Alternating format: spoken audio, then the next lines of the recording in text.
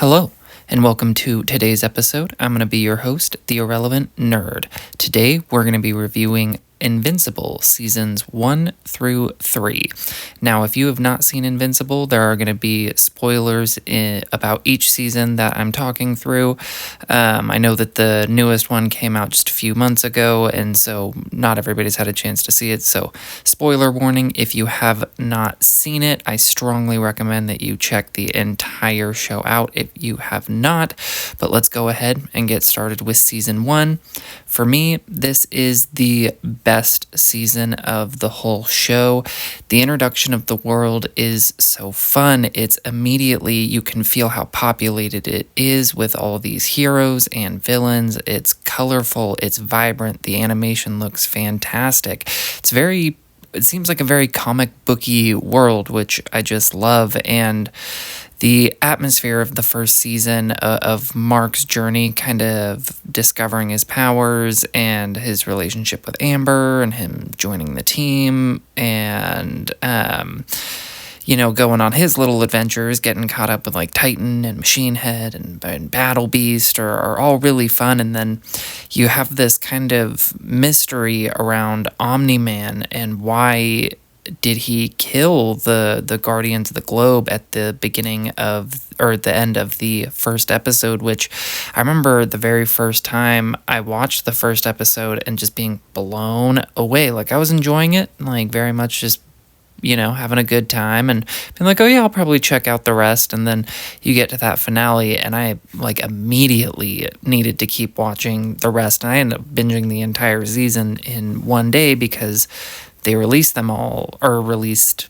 every episode at once for the first season. Same with The Boys, and then they started doing like the weekly releases for The Boys, and then weekly for season 3 of Invincible, and then season 2 was broken up into, I think it was 2 4-episode chunks, I believe. But this one I had a lot of fun with because I got to binge it and just kind of take it all in, and then immediately wanted to talk about it, show it to all my friends, and watch it, over and over again.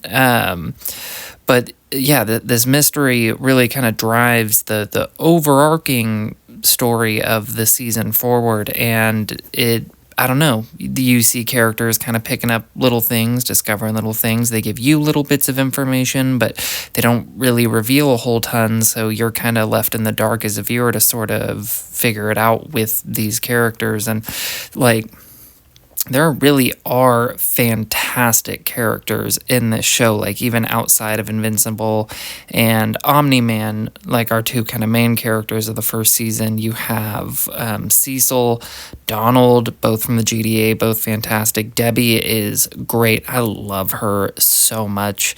Rex is a lot of fun. Eve is great. Robot or Rudy or whatever he wants to be called. Monster Girl, Immortal, the Maulers, Doc Seismic, Machine Head, Titan, Battle Beast. Like, you can just go on. Like, there are so many fun side characters in this show, as well as great, fantastic main characters. And like, the way that the show or the season ultimately wraps up with Mark confronting his dad and Omni-Man revealing that he's not here as a protector and a friendly, representative of Viltrum. He's here to make the world easier to conquer and just kind of soften them up so Viltrum can come in and just keep expanding their empire, which of course Mark doesn't go along with because he's been raised to be a good kid from Nolan and from Debbie. But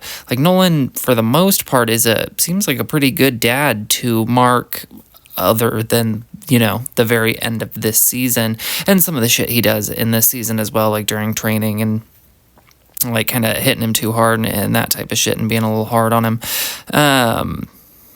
But the way that it winds up, the fight between Mark and Omni-Man is so tense, and it's so brutal watching Mark just get destroyed. Like, he lands like a few hits on Omni-Man, but it's really not much. It's nothing of substance. Like, Cecil kind of seemed to do more damage with all of his little subsequent attacks and dropping the kaiju on him than Mark was able to. And Omni-Man is brutal, and the train or the subway scene is just, it's heartbreaking for Mark watching him go through this, and they get to the end, and Omni-Man's, giving him the speech of like, why can't you see that this is the best way, and like, why did you make me do this, and like, in 500 years, like, what are you gonna have when all these people are dead? And Mark starts crying, and he's like, I would have had you, and Omni-Man just flies off and sheds a tear as he's going out. And just what a powerful emotional way to end the season. And it's one of these shows that just really shows that like animation can really hit in the feels. You just have to make the characters compelling and the story good, and this season is such a good example of that. And the voice acting here is just omega level. Like Steven Yeun, I'm not exactly sure how you say it, as Mark does such a fantastic job, and J.K. Simmons is obviously just so good, and we know that he is a good voice actor. He's been in so many other shows, video games, and he always just brings it. He has a great voice for this kind of thing, and this character in particular. And Sandra Oh as Debbie is great. Walton Goggins, like Seth Rogen, Gillian Jacobs as Adam and Eve, Zachary Quino as Robot, and then man, what's the name of the guy who plays Rex? Jason Mantzoukas, something like that. He also does a really good job. Like, it is just his voice, but he is perfect for the character. And this season, the animation is top notch. It is the best of the 3 seasons. It looks so good. It's fun. It's fresh. It's vibrant. It's bloody. It's graphic, and you just feel it when it's happening. Like the way that this show looks, you can see how much pain these characters are in, and you buy it. And the sound design is so good, and the soundtrack and score are fantastic. A lot of Cage the Elephant, a lot of Run the Jewels. It's all, everything about this season is so good. Like, even the title cards, as they get bloodier and bloodier as you go along, just even the little touches like that are so, they're good, they're fun every single time you see them. And the way that they drop, like in the middle of a sentence when somebody's about to say the word invincible or reference, Mark as invincible, and then it drops the title card with a little bit more blood. Just a lot of fun. And I would not change anything about this season in my mind. It is an A+, 10 out of 10, like absolute, like no complaints from me. So now we're going to move on to season 2.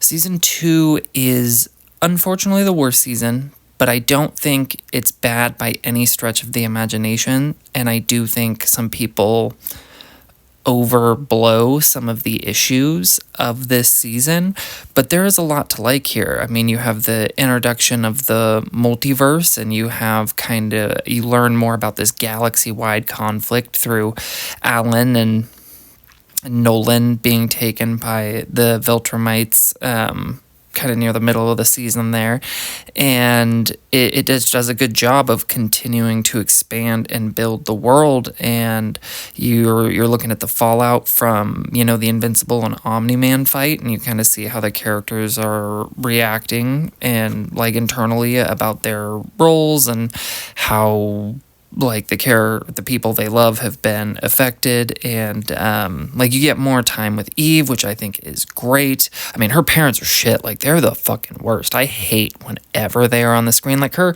mom can be okay sometimes. She's very frustrating, but her dad is just a fucking piece of shit. Like, fuck that guy every single time he's on screen. Like, I hope that one of her villains ends up killing him. I'm 100% fucking done with that piece of shit. But you get introduced to some fun new characters for the team, like Bulletproof and Shapesmith, who can be a little grating at times, but overall I do like him. Angstrom as the main villain, and being able to kind of just create portals to any multiverse, that he wants to, or like I think he says there's an infinite amount, and he has access to all of them, which is just a fucking crazy power. But I think he does do a good job as the main villain, and kind of as the B villain of this season. You have more pressure from Viltrum now that you've learned what their actual purpose is, and the Viltrumites come in and attack Nolan and Mark, and that's a really fun fight, and I really like that scene. And they end up, breaking Nolan's back and taking him to jail, and basically tell Mark, like, you have to take over what he was doing, and if we show up and you're not, like, doing what we need you to do and getting the Earth ready for our takeover, we're just gonna come in and start killing everybody. Like, no more warnings, we're coming in and that's it. And so that's kind of a fun overarching pressure, that's building from season to season to season, while still having a compelling main villain in Angstrom. And I don't know, you get kind of some of these fun little introductions of other kind of small parts of this season, but are obviously important to the overall story, such as, Omni-Man's new family and his son, who, no name, but we eventually learn that eventually he is named Oliver, but no name at this time. And then you learn about Nolan's books and how they legitimately might have information that can help take down the Viltrum Empire, whether that be like weapons, strategies, whatever. I'm sure we'll learn more, because they don't cover a lot of the books, but what you do, it's very obvious they're going to use them as a way to fight the Empire. And so a lot of fun things being introduced for the overarching story, and, Alan being almost killed, and then, the way that his body recovers, he comes back stronger. Like, he seems stronger than,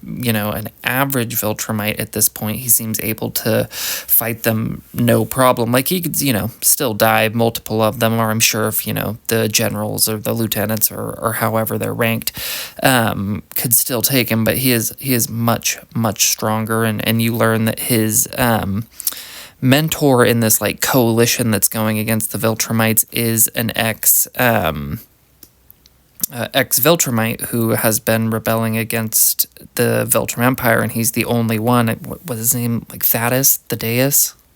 Thaddeus? Whatever his name is. And a great voice. I'm pretty sure that's the same dude who voices Optimus Prime. I haven't looked it up, but I'm pretty sure it's the same dude. So a lot of fun stuff, but there is... The unfortunate part about this season is, one, it was long delayed, and there were a lot of expectations. And because it was long delayed, people expected it to be better in every aspect. Really, the only way that you can't beat a show in every aspect is just the freshness. Like, you're never going to be able to take that away from the first season, but the story, the animation, the fights, everything should be better, and they're just not. Like, the animation of this season is the worst. Again, it's one of those things, I don't think it's as bad as a lot of people say that it is, but there is just a lot of laziness to the way that this show is drawn, and the way that it looks, and a way that a lot of the fights look. And, like, they do make jokes about it and address it, about how you don't see characters' mouths move, and like, more stuff happening off screen. And I don't understand. They had all of the time, and season 1 was extremely successful, so I can't imagine it was a money issue at all.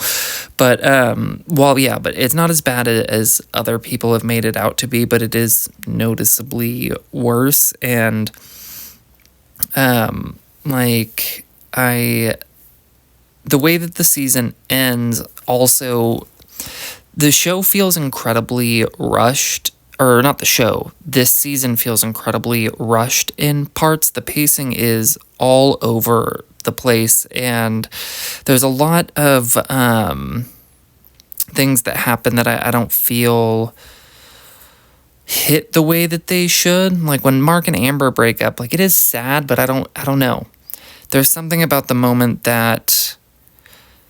Yeah, I don't know. Like, not, and actually, like, the crazy thing is, I actually feel the the build up to their breakup works for the most part, but then when it happens, something about it, I ended up really not feeling it the way that I thought I would. And then, like, Mark ends up, quote unquote, killing Angstrom at the end, he thinks, and it takes a huge toll on him. And you see why, and you do feel bad for him as a character, but as a viewer, like, there are parts of the show where you're already getting frustrated with Mark for seemingly holding back because he could take care of a lot of issues easily. Like, Viltrumites are super strong, and like, he is half human, half Viltrumite, but he is the most powerful dude on the planet now that Omni-Man is gone, and they even make a point to show that he is stronger and faster than a mortal who was one of the knowingly strongest beings on the planet before. And so, like, while you feel bad for the character, you're like, but yeah, dude, like, what else were you gonna do, especially with his ability to create these portals and just whip you from world to world and could potentially trap you there, and having this vendetta against your family and breaking your mom's arm and attacking your brother? Like, the dude had to go. And I know that they want to make him the good guy, and eventually they'll start breaking him down, but this is a continuing frustration into season 3, but it starts here where you're like, oh my god, just, like, let go and do what you need to do, because sometimes that is just what needs to happen. So the voice acting, obviously, still fantastic. Pretty much everybody comes back. Soundtrack is still great, still slaps. Score, still fantastic. But yeah, really, the pacing, especially near the end, is very rushed and odd throughout the season. And just with the animation being the step down that it is, it does just feel like such a massive letdown after season 1. So yeah, I don't think it's bad by any means, but the first season I give an A+. This one I'm gonna give a B+. Not terrible, but definitely had, room for improvement. Season 3 to me is probably the most frustrating season.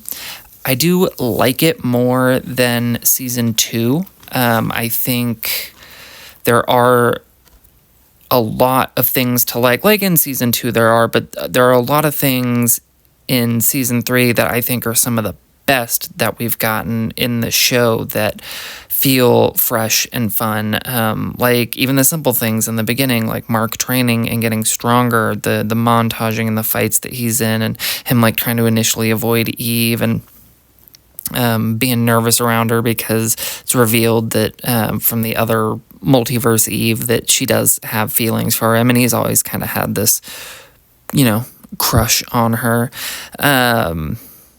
And they bring in, fun new characters and voice actors. You have Multi-Paul, Kate's brother, you can also duplicate, played by Simu Liu. You have Powerplex, whose sister had died in the Omni-Man fight, played by Aaron Paul, who doesn't love Aaron Paul.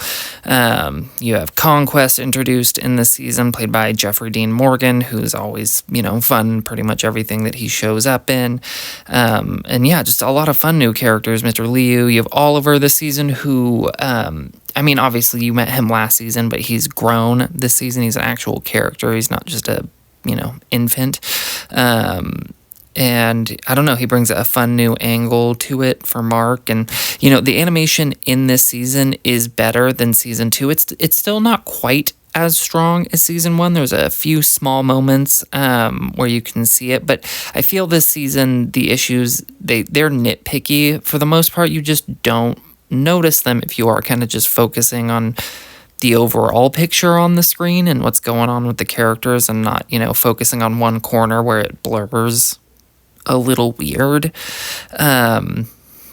But, you have Mark and Eve finally getting together in this season, which, I feel like, I don't know if a lot of people actually, I had really wanted them to get together since season 1, and they seem like an obvious good pair to me, and I like their relationship, and it's fun, and everything I had kind of wanted and been waiting for. I do think the Invincible Inc. shit is kind of weird. Like, I have no problem with them working together, but, like, just be a superhero team. Like, Eve in the season 2 demonstrates that she can just, like, turn an apple into solid gold, and that then her parents can sell it and they'll be fine financially. It's like, well, you could also just do that too for you and Mark.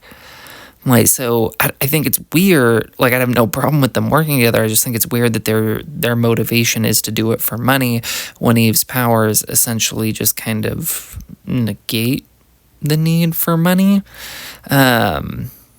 But then, like, the way that they are expanding the overall story with, the Viltrum Empire here with Alan and Nolan are a lot of fun. Alan letting himself be kidnapped so he can go to try to find Omni-Man, see if he's alive, and he is. And, they bond and they end up breaking out with the help of Battle Beast, which is such a fun scene and episode. And, Omni-Man finally agreeing to help and turning against the Empire and realizing that they're not the way, and he reveals that they have less than 50 pure-blooded Viltrumites left, and it's their most guarded secret because it just reveals that they're, basically running out of power and they're stretched super thin. I guess I'm kind of jumping ahead of myself because I do like the expansion of the overall story, but, more near the beginning of the season, you have a lot of fun with Mark versus Cecil after the Reanimen end up saving the heroes from Doc Seismic, and Mark gets pissed and he goes to confront him and ends up taking down a ton more Reanimen, and it gets really, really tense, and like those scenes are really fun, and I don't know, it's starting to feel in this show like a lot of like anything could happen, and so those tension scenes worked really well and just kept me watching more and more. Like the weekly releases for this season were killing me, and I think that's a good sign. And when it finally gets revealed, like Mark tries to fly to the team to get help, and Robot eventually helps him get the thing in his head out that's like blasting the frequency that's immobilizing him out, and the team splits, like the ones that agree with Mark and then the ones that are like, not a problem, like Cecil just needs to do what he needs to do. I thought that was kind of a fun dynamic too, and kind of seeing who stayed and who went, and then Mark gets his new suit and branches out on his own and being Cecil-less, and I like the new suit. I did miss the original. I like the coloring of this one just fine. Like I love blue. There was nothing wrong with it. But I just did miss the first suit a little bit. And this season really it's a season of a lot of great moments, like all of the things I just mentioned, like with Mark versus Cecil and Mark and Eve finally getting together and Alan and Nolan breaking out with Battle Beast and blah, blah, blah. But the pacing is really, again, it's super uneven and it feels really rushed in spots. And there's just a lot of frustration with the way that this season plays out. Like Mark is constantly getting his ass handed to him in this season, where even though the first scene with him is like him training and getting stronger and faster, and even Donald gives like statistics of, he's like 80% faster and 130% stronger and however much more durable and blah blah blah, but then he's getting his ass beat by bad guys or villains that he has beat before, like such as the Maulers, and like the Maulers aren't training the way that he is in the background. That's not what they're about. They're about these, heists and trying to get power and kill people and blah, blah, blah. And even Doc Seismic's beating him. And it gets really frustrating because you're getting stronger, but are you like holding back more and more and more and more? Because how are these characters you've already beat when you were weaker still beating you? And so there's also a lot of frustration to this season, even though the highs of this season are so high, some of the highest of the entire show, but it feels like a season of side quests in a way as you're watching it, because the pacing feels so off. But him going into the future and having to kill this conqueror who ends up being immortal, and Invincible Inc. and the stuff with Mr. Liu, it is fun, but it is side quest. He doesn't really move the story along all that much. Like it teases some stuff that might eventually happen with Multipol, but it's not super compelling. And even like Powerplex, I like Aaron Paul, I like the character, but it just all feels very side questy. And then you get to the end with the Invincible War and Angstrom stuff, and it's a lot of fun, but it's very rushed. It's the Invincible War basically takes place over just the one episode, and then it's done. And I really liked the episode quite a bit. I think episodes 7 and 8 are the strongest of the season and some of the strongest of the series, 8 in particular. But not the multiverse, or well, I guess the multiverse stuff, but the Invincible War stuff is a lot of fun. The other suits, the personalities, I'm sure Steven Yeun had a lot of fun doing all those different versions. And you have Hawk Vincible and Omni-Man Invincible and all these variants, and it's fun to see. And some of them are, I don't know if they are stronger, but some of them are definitely weaker than Mark, but they're more brutal and they're willing to do things that he's not, so they're just causing all sorts of problems. But they eventually turn on Angstrom, so he just sends them off to a different planet on a different dimension. Or actually, it could be Earth on a different dimension. I'm not actually sure. But then he ends up fighting Mark with all these little, machine orbs that he's portaling in. And I do like that they show that Invincible does adjust his strategy against Angstrom here. He prevents himself from getting sucked into portals multiple times and, from getting cut off in the last second and flying into one. So I like that they show that he is improving. But, man, is it so frustrating that he lets Angstrom get away again. And I know it's a last-second move from the comic book villain. Has something fly up and hits Mark and he drops him, but just he hesitates for so long, and you have Oliver right there cheering you on, be like, dude, kill him. You saw what he did to Mom. He's gonna keep coming back. He's gonna keep doing this. He told you he's gonna keep doing this. Just kill him.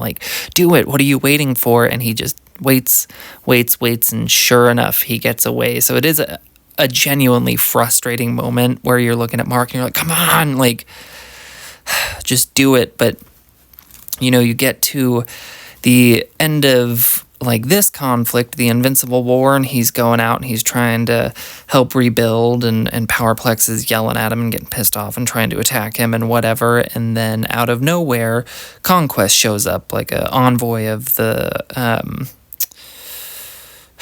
Viltrumite Empire, coming to check on the progress of Invincible and basically being like, if you're not making progress, then I'm going to make some progress for you. And Mark's like, you know what? I'm so mad over everything that just happened. We're going to jump straight into a fight. And it's how episode 7 ends. And then episode 8 opens with just a bang.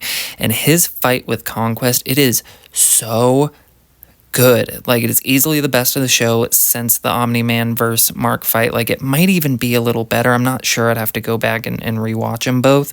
There are a lot of similarities, but it's so brutal. But Mark is much stronger and a much more competent fighter and understands the threats and is not caught off by his dad. And he does a much better job fighting Conquest than he does fighting his dad. But it's such a brutal fight, and you're starting to feel it, and it hypes you up. These are the moments that make you want to keep watching and want more, and it just looks brutal. It sounds brutal. The voice acting is top notch for the hits.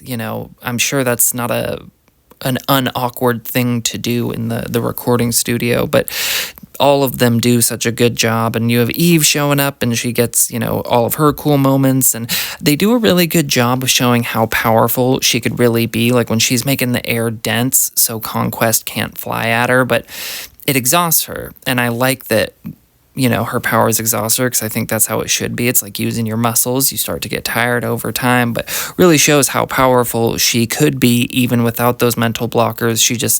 She needs to start training too, and so I hope we get to see her do some more cool stuff, because her powers seem cool and kind of endless in a way, and I'd like to see them explored more, and maybe learn a little bit more about her mental block, which I know they do talk about in the Adam Eve special a little bit, but again, I just want to see a little more and maybe see her get over it more, just so she can do some crazier shit, because I think her powers really are so cool.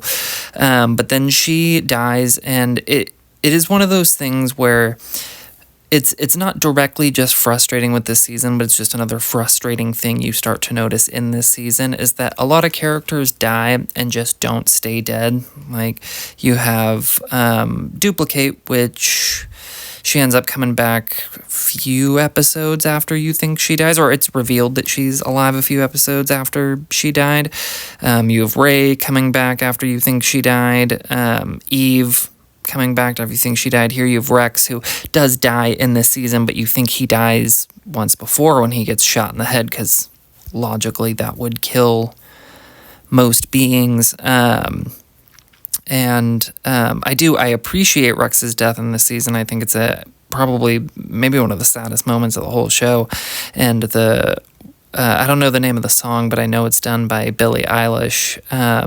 I thought it was beautiful. Like, I thought it worked really well for that moment, and I like that it sticks. But you have another one here where Eve gets, killed by Conquest, but she ends up coming back just a couple minutes later, again, because her powers are super cool, and I do want to see more of that, but it starts to just take the punch out of these moments of the characters dying, which initially when she died, I was devastated. I'm like, oh my God, are you fucking kidding me? Like, finally get together with Mark, and then she fucking dies, and then he ends up losing his shit and taking Conquest out and like punching through Conquest's metal arm and like shattering his hand in the fight. Again, just so brutal, and it's so good. But then it's revealed that Eve is alive, which is cool, and I like the moment it works. I just, some characters, when they die, they need to actually stay dead, or the show starts to feel like it has less and less stakes, which I think is starting to become a problem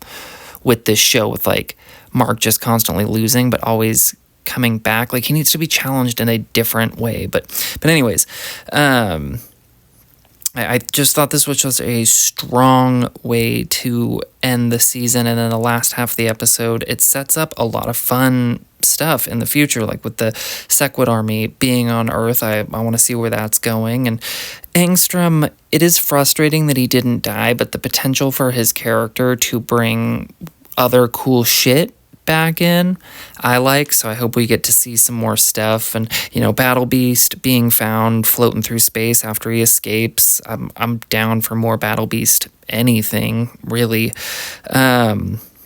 Conquest being kept as, it's one of those things that's obviously stupid. Like, he's very obviously going to escape at some point, but I'm here to see it. I'd like to see another fight with him. He's a fucking psycho, and I'm down for more Jeffrey Dean Morgan.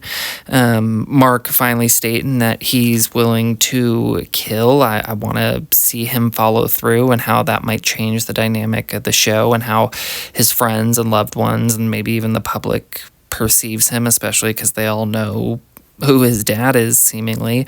And you get some teases with Damien Darkblood coming back, and apparently that's stuff that you haven't seen in the comics before that's going to be entirely new, so that'll be fun that there's like no conceivable way that stuff could be spoiled, which I guess actually some panels can get leaked, but for the most part, it'll be nice to be completely surprised. So I would give this season, as frustrating as it is, the high moments being just some of the highest of the entire series, for me, it's an A-, like somewhere like a 9.2, 9.3, A-. I think that's fair. I think it is better than season 2, but it's clearly just not as good as season 1. So I think overall for the show, when you have a A+, A-, and B+, I think that's probably would be an A- average. And if I'm giving it a number just based off of like my personal preference of the show, I'm gonna go with like a 9.7 out of 10 on this show, just because season 1 is so strong and the rest of it is really so good. I recommend it to everybody, like even people in my life who don't like gratuitous amounts of violence. The way that it's used in this show and the fact that it is animated helps them get over a little bit, and I haven't shown anybody the show who's ended up disliking it. So for me, this is one of my favorites. The only thing I'm just hoping going forward is more consistency in the release schedule, in the animation, and hopefully in the pacing of the story and the overall arcs of some of the seasons not feeling so meandering and then super rushed at the end.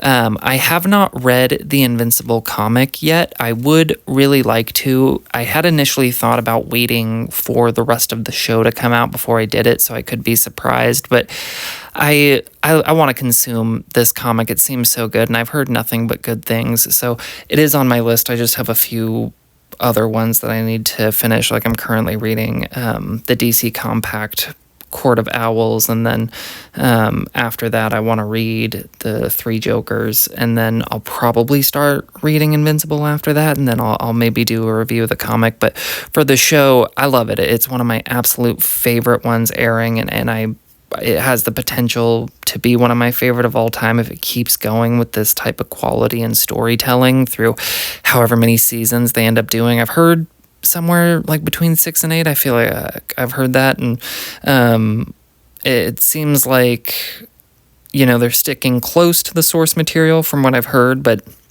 varying enough that there is still some surprises and fun for casual viewers and then people who have read the comics. So I think this show is fantastic. If you've seen it, let me know. What do you think? Are you one of the people that are super harsh on season 2, that you think the animation is total shit? Like, name an episode and point out a scene that maybe you're like, this is a perfect example of why it's fucking garbage. And I'll rewatch it, and maybe you'll change my perspective and I'll think it's, the worst thing I've ever seen. But I think it's worse. I just don't think it's, that bad. But let me know.